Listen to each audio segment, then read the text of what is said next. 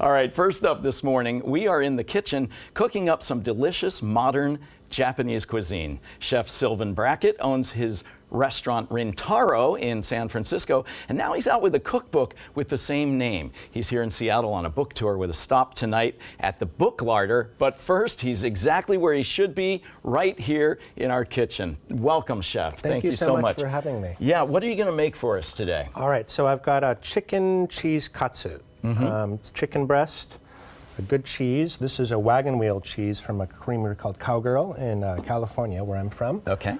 You can use Havarti or provolone, some kind of melty cheese. And then breading it, we have fresh panko here, which is breadcrumbs made out of like a milk bread. Oh my gosh. You could also use dry panko. I like this one because you get a really great loft. Yeah, it looks very crispy. Very light too, at least at the start of this whole process. Okay, let's get cooking. All right, so take the breast. This one is already just about the right size. I'm gonna put a slit in the side here. Okay, and why are you doing that? Because we're going to put the cheese inside. Oh, look at that. So this is a... I call that a kangaroo pouch. Yeah, it's... You might have a different name for it. This is a kind of a crowd pleaser.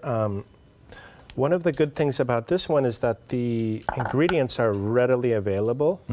So a lot of the food that we cook at the restaurant has a lot of dry ingredients are from Japan, and a lot of the fresh stuff, I try to use stuff from California. Okay. I also made some dishes for you guys to look at here. And it's wonderful that you have this in a cookbook so that people can do this at home. But I always wonder, aren't chefs giving away their secrets when they write cookbooks? You know, I have a theory that the good cooking is in all of the details, and a recipe is just a little part of that. Okay. So I really think that... So it's a nice starting point. Yeah, exactly. I mean, I'm not afraid. I mean, maybe someone will open another Rintaro in another country, which, you know... Let's see. I would do something in Finland for a long time. Exactly. Now.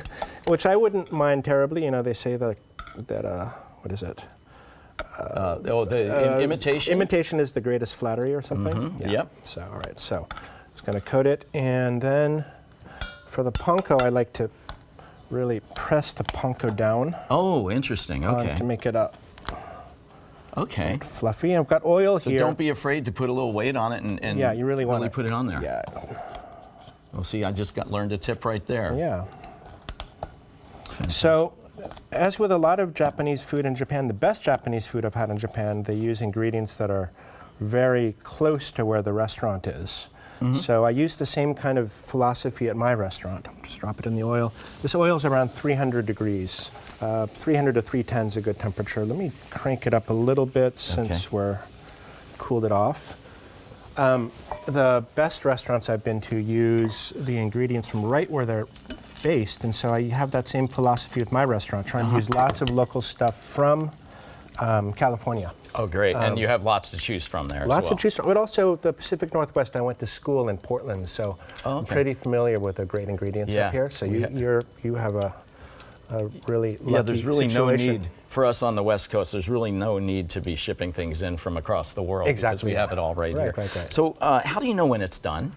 Well, it'll start to float up to the top, and the bubbles will get smaller.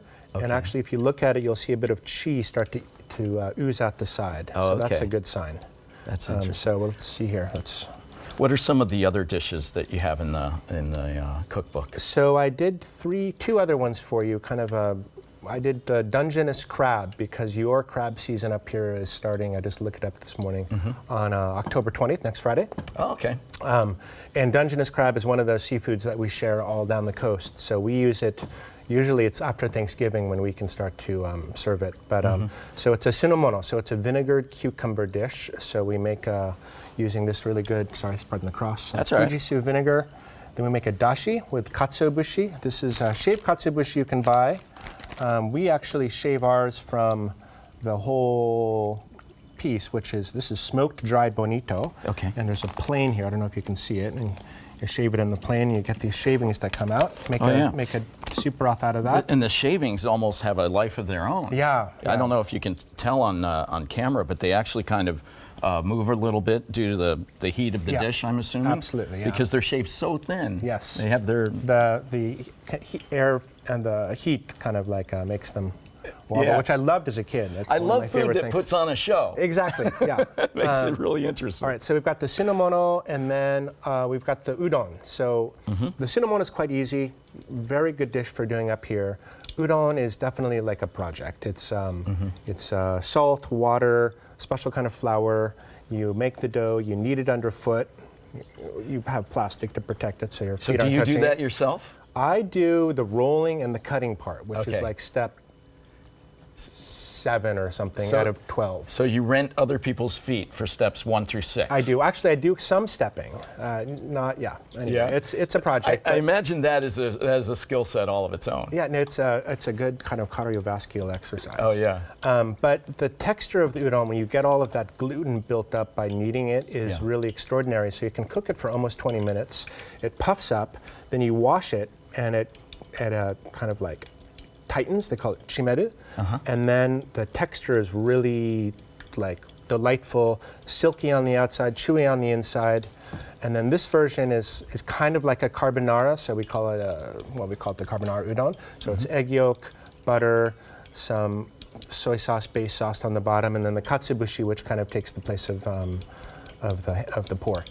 And you mix it all together, and it's quite delicious. You know a food is good when you could probably eat it raw. And when Yes. it looks good enough to eat raw, Yeah, right? yeah, that's that's the kind of sign. the way that looks Yeah. to me. That's great. How much longer do we have with this? This then? is going to be minutes, I think. I don't know. There's a finished one over here, Okay. which we. So I'll tell you what, I'm not going to wait for that to finish Yeah. because through the magic of television, we have one over here. Great. Is it okay with you if I take a hunk of that and Absolutely, give it a please try? do. Yeah. Let's see here. I'm going to take that piece right there. Make sure to get one with a little cheese on the inside. Oh, yeah. Yeah, I think I got one with some cheese. And there's a little tonkatsu sauce on the side. That's the only store-bought sauce that we use. It's Okay. kind of like a Japanese ketchup, I suppose. And I could probably pick up the dish so I'm not being a heathen with this. I'm liking this. I happen to have a napkin here. Oh, for you. thank you. Thank you, Chef. You've dealt with all types, obviously. Oh, that's good. The breading is substantial and yet light. Yeah, that's the key thing for Somehow the you good frying. It's somehow the, you thread the needle with yeah, those it's the two. oil temperature. This is having a little difficulty with the stove, to be honest, but the oil temperature is the key thing. You want to keep it around 300 to 310. Okay. Any And lower- for those of us at home who don't have temperature gauges for our stoves, that's around a medium? Yeah, around a medium. Around the medium? Okay. yeah. Okay. Thank you so much, Chef, for feeding me today. And if you'd like the recipe for Sylvan's chicken and cheese katsu, we've got it on our website. Or you can text the word recipe to 206-448-4545. We'll send that link straight to your phone. And a reminder, Sylvan is holding an author event tonight, Thursday, October 12th at Book Larder at 6:30 p.m. Thank you so much for being here, Chef.